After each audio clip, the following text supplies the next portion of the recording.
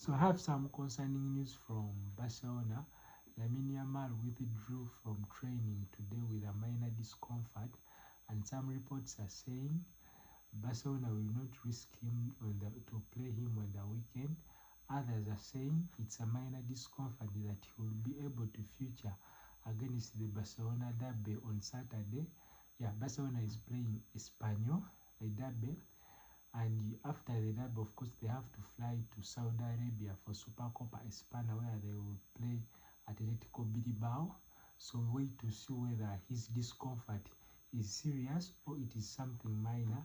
And of course, this happens at a time when yesterday Madrid confirmed that Kylian Mbappe got injured with a knee ligament that will be out for three weeks.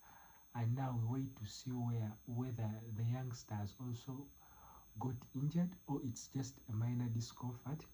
But if you look at the alternatives Barcelona has right now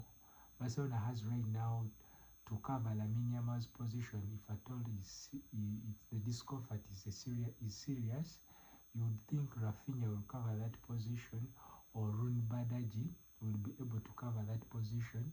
I think that position is well covered for now, but I'm not saying that the Rafinha or Rune Badaji are on the same level of Lamine Yamal, but I think for the time being, Barcelona have some depth up front, because you have Rashford, you have Ferran Torres, Lewandowski, Rune Badaji, and you have Rafinha Berori. So you'd think the forward line will have to cope with some games if at all Lamine Yamal is injured.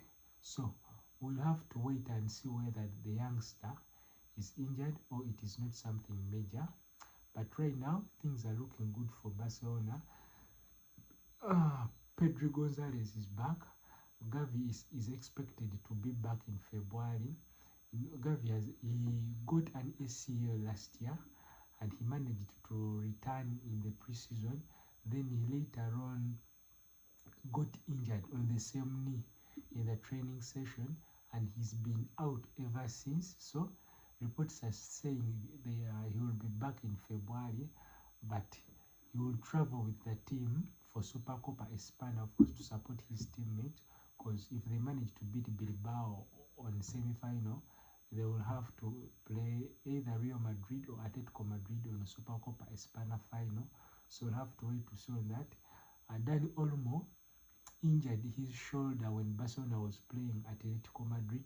In fact, he scored was it the first goal, the second goal, and then he injured his shoulder while scoring the goal. But reports are saying he's back in training alone. Then Ronaldo Araujo is back training with the squad after his mental breakdown because of the card he got against Chelsea. And which one? Christensen is out. Christensen is out. Ter Stegen is back, and you would think Ter Stegen has to move on. He has to go look for some minutes in this January transfer window, because right now he's second or third in the ranking rankings of the goalkeeping position at Barcelona. Joan Garcia is the first.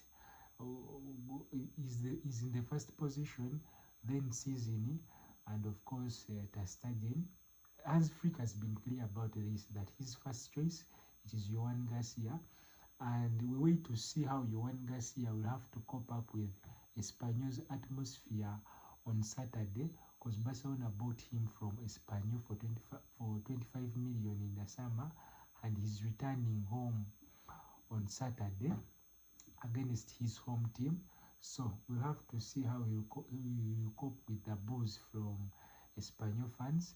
But I think he's a very good goalkeeper, and I think for the first time now Spain has a real depth in goalkeeping position, because if you look at Unai Simons, their starting goalkeeper at Spain, Unai Simons at Bilbao, then there is Joan Garcia at Barcelona, then there is David Raya at Arsenal, then Kepa Arrizabalaga is also Spanish. Like Spain right now, I think the goalkeeping position is stacked. So, but for Barcelona, things are looking good, and La Liga Liga is back this weekend. Madrid is playing Betis on Sunday. Barcelona is playing Espanyol on Saturday.